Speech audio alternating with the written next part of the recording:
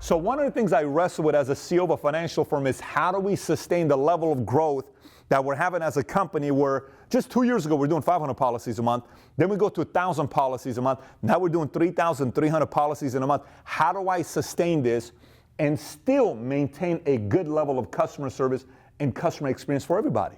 This is my challenge. And by the way, I'm greedy. I want both. I want a massive explosive growth and I want the best customer service experience on the side. Can you really pull this off? So what I do to get better in these areas, I have to constantly be in a learning mode. So the title of this video says what?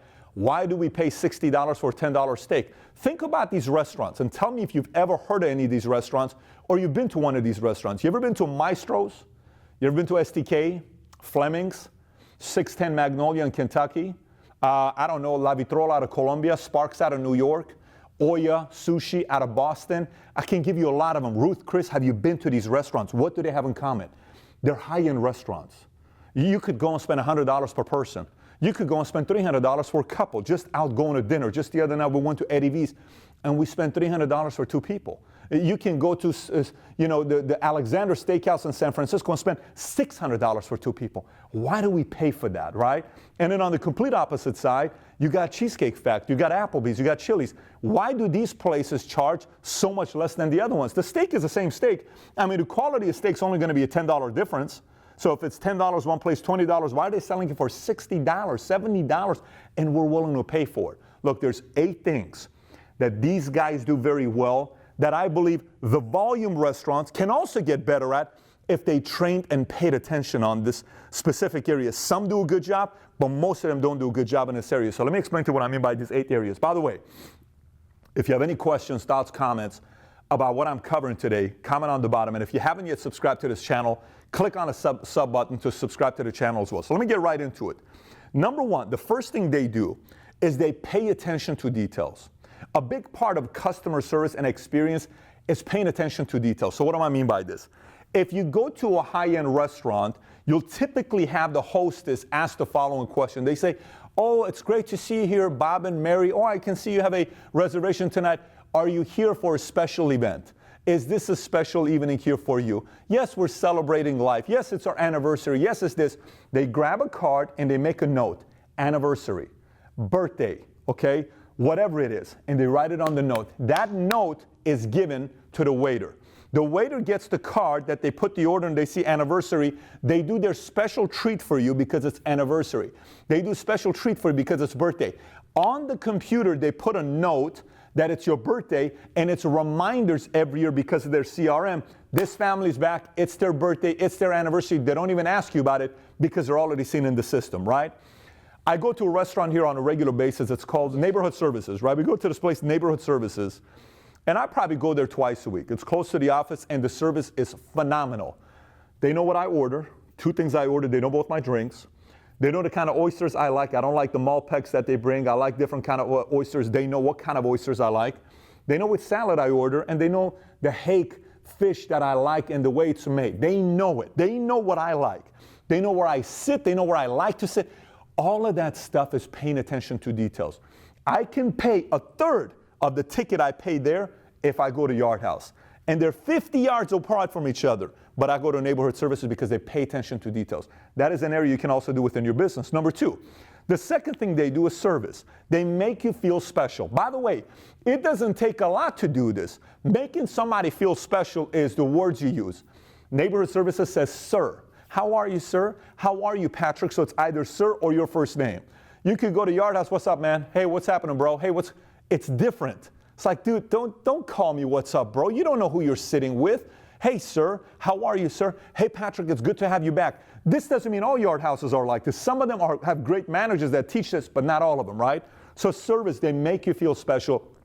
And by the way, no matter what you do within your business, some people say, well, McDonald's is bigger than everybody else, and they don't make you feel special. Yeah, but, if you look at, what's the chicken company, Chick-fil-A, have you ever heard the way they do customer service?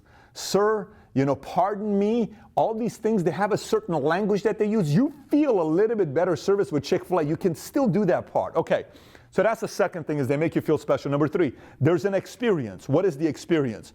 Whether it's the music, it's the smell, it's the way they smile, they talk, they walk, they feel good, they have swagger, the way they make you feel. The whole thing is a certain experience that you get when you go to this place. Fourth one is a unique recipe that they have. For instance, there's certain things they've done that's different than other restaurants. So they'll say, the way we make our steak here is this thing has been marinated for the last this many days and this many hours, and it's been sitting here for this, and we did this with this part.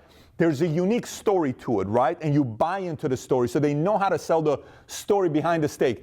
We went to Fleming's this past week, and the guy says, and this steak here today that we have, it's a special chef that, when our last chef left, this is what he's telling me. Our last chef left, I was concerned because we did not know what we were going to do. He was with the company for 15 years. So when his wife got a promotion to go to Hawaii, he moved with her, and he told us, and we were heartbroken, and we got this new chef, and this new chef that we got is a Japanese chef. And so today's special is a yellowtail with Japanese whiskey. It's a Japanese whiskey, yellowtail, and all this other stuff. I said, cool. All right, so we tried that. The yellowtail, let me tell you, heavenly. The whiskey, I'm not even a whiskey guy. It tasted like rotten apple juice, but it tasted good. I like that whiskey. And it says, we have this other special that we have with the tuna, and he brought this tuna with the sauce on, not just the whole lemon thing, additional sauce on top of it with the lettuce on the side that you can pick it. I just want to have it right now. It was so delicious. So he says, this is also with the new chef. It's a new, unique thing that they have, and they sell you the story, right? So you sell the story of your company. You sell the story of small little things you do with your company. You can do that. You don't have to be the biggest one to tell the story, sell the story, get excited about it. You don't have to be here necessarily with the high-end product to get that. You can do that no matter how big your company is. Next, special formula. When you go to crustaceans and you eat at crustaceans, you will see the On family, okay? The On family has a special recipe in the back that only the On family can go into this kitchen. They have two kitchens. One is for every worker that works there. The other one is for the On family to go into that kitchen because their recipe nobody else can have. They make this certain garlic noodles that if you've never had, it's absolutely addicting. It's as if they put a drug in this garlic noodles at crustaceans that you want to overdose on it on a daily basis. So they have a special recipe that brings you back. That's the quality part. You can have a special recipe within your company. You can have a special thing you do for people that nobody else has experienced. You can have a special thing you do all the time. I went to a restaurant, the first customer would say, have you ever been here before? I have not. Perfect, great to know. That entire night, everybody got a dessert, and this was their saying. Listen, just for you as a first timer here, we wanted to treat you to our 3 special desserts that we only make in-house. I said, wow, how cool is that? And they brought it. You can try this, you can try this. It's on us. You're here for the first time. We really appreciate you coming out. I said, wow, you made me feel special. I went back over and over again because they made me feel special with the unique things that they had in place. Next one is environment. The environment is different. Then it's the team that they have in place. A lot of times you'll see the teamwork that they have. You can have a great team together. When a team meshes together, everybody feels it. The customers feel it. I feel it. When they don't, I also feel it. I go to a restaurant local here, Cheesecake Factory, and every time I go there, it's as if every single time we order something, from 20 times, last 20 times, I go there on Sundays.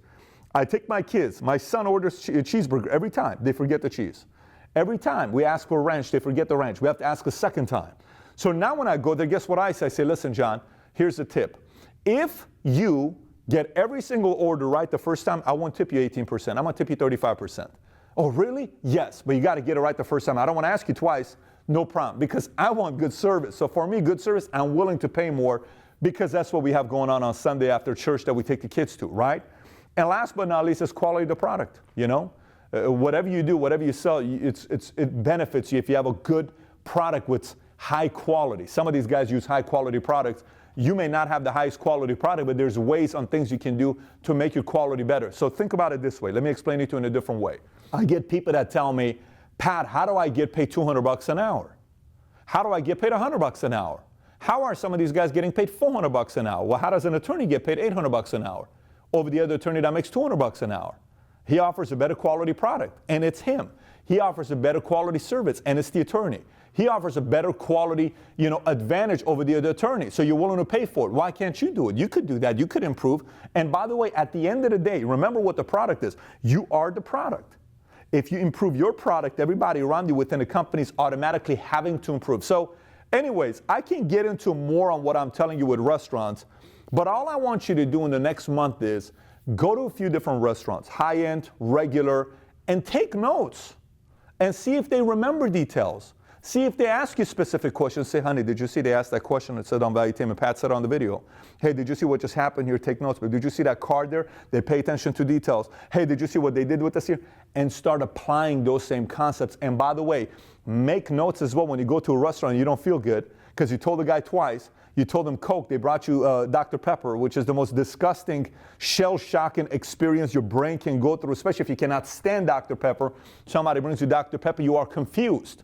It's like changing a religion when you drink Dr. Pepper and you were thinking this is Diet Coke, and you don't want to go back anymore. So anyways, I don't want to go on a rant, but all I'm telling you is the more you pay attention to the customer service and experience side and still grow this, I believe you can be greedy and you can have both and grow your company at paces by offering this side and this side to the customer. And all of a sudden you look back and say, wait a minute, we have one of the best propositions we offer in the marketplace. Maybe that's the reason why we're starting to grow in ways we've never experienced before. So if, again, you got any questions, comments, thoughts about what I covered, comment on the bottom. And if you haven't subscribed yet, click on the subscribe button. And we do have a PDF for you on everything I covered with you here today. There's a PDF for you to look at and score yourself on how you do with your business. And click on a link below in the description section. It'll take you to the site. Subscribe to the newsletter. You'll be given a PDF. Take it out, score yourself, and improve in the areas you're not good at. Take care, everybody. Bye-bye.